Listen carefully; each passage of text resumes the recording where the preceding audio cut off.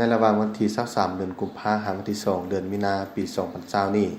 คณะนำของเมืองได้ลงพบปะอบรมคณะภาคองค์การปกครองบ้านและประชาชนบรรดาเผ่าใน8กลุ่มบ้านทั่วเมืองงาพร้อมทั้งเผยแพร่ผลสำเร็จของประชุมใหญ่ครั้งที่11ขององค์คณะภาคเมืองงาให้เกียรติต้อนรับอย่างอบอุ่นจากคณะภาคหักฐานและองค์การปกครองบ้านประชาชนบรรดาเผ่าใน8กลุ่มบ้านคือกลุ่มบ้านแสนจอดหอยลมนัดขมูลนาซานน้าเมืองหอยไลนาคกและกลุ่มบ้านแก้วในพิธีทานพรคมณีคณะประจำพรรคเมืองหัวหน้าคณะจัดตั้งเมืองได้ขึ้นผ่านมติรับรองผลสำเร็จของประชุมใหญ่ผู้แทนองค์คณะพรรคเมืองงาครั้งที่11และให้ฮู้แผนพัฒนาเศรษฐกิจสังคมคาดหมายสู่ชนในแต่ละด้านทั้งเจาะจงแผนพัฒนาเศรษฐกิจสังคมของแต่ละกลุ่มเพื่อให้คณะพรรคหักฐานองค์การปกครองบ้านและประชาชนบรรดาเผ่าได้พันขยายตามเนื้อในคาดหมายสู่ชนแต่ละด้านและจัดตั้งปฏิบัติในการต่อไปพร้อมเดียวกันนี้ยังได้เผยแพร่มติรับรองเอาประธานห้องประธานและคณะกรรมการนำเราสร้างชาติเมืองสุทธิจิตท่านคำแสงย่างจักกี้อดีตกรรมการพรรคแขวงเลขาพรรคเมืองเจ้าเมืองเมืองงาผู้เก่าได้มีคำคิดคำเห็นอบรมต่อพิธีและกล่าวลาตำแหน่งซึ่งท่านได้กล่าวว่าในนั้นซึ่งบางปัญหาที่พ้นเด่นอันที่หนึ่งของเขตการเมืองและพวกข้าพเจ้าได้นำเอาบรรดามติของพรรคกฎหมายของรัฐโดยเฉพาะก็เป็นมติ10ของพรรคประชาชนปฏิวัติลาวมติ8องค์คณะพรรคเองและก็มติ10ขององค์คณะพรรคเมืองมาจัดตั้งเสื่อมซึมให้แก่สันคนบรรดาเผ่าอยู่ห้างฐานขอบเขตทั่วเมืองได้คุ้นคั่วเสื่อมซึมพ่วงขวงลึกซึ้งเวลาเดียวกันนั้นได้ยกระดับความหับหู้ความเป็นเอกภาพของบรรดาเผ่าทั้งหมดสันคนเป็นเอกภาพคิดหนึ่งใจเดียวได้เสิร์ชสู่ความรับผิดชอบความเป็นเจ้าการประกอบส่วนเข้าในการปกป้องรักษาและ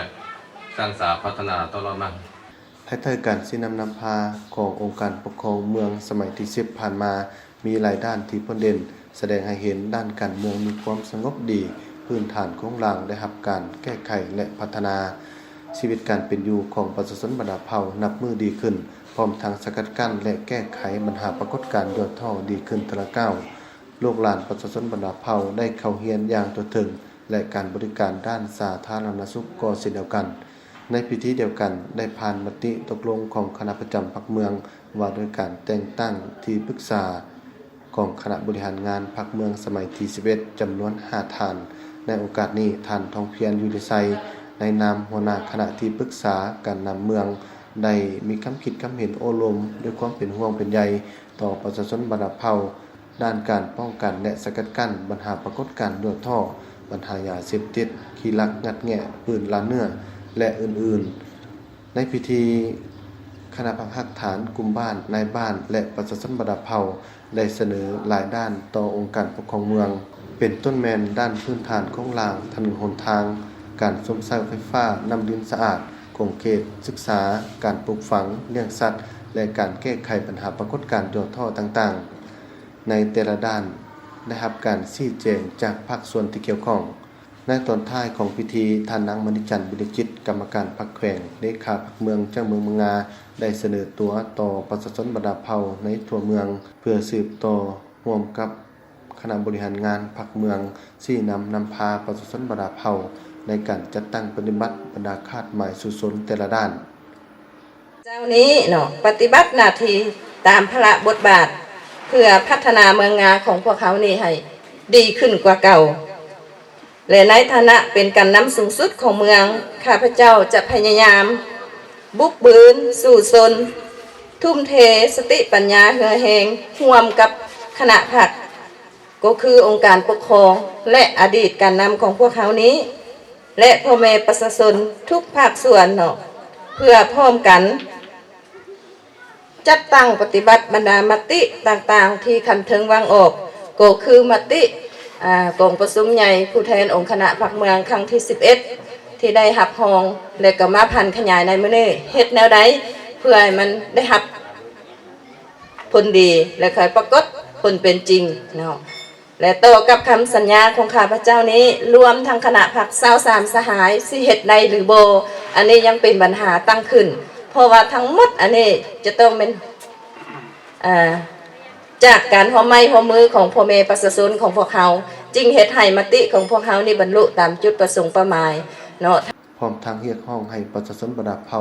จงสนับสนุนและร่วมกันเอาใจใส่ในการศึกษาอบรมการเมืองแนวคิดการจัดตั้งปฏิบัติเวียกงานต่างๆความสามัคคีหักแพงช่วยเหลือซึ่งกันและกัน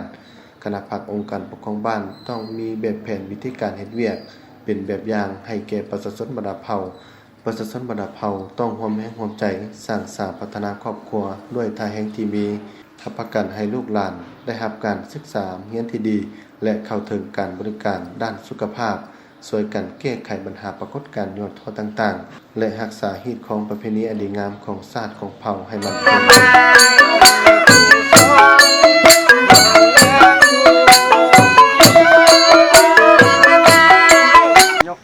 สมศักดิ์สรรเสริญรายงานจากเมืองนา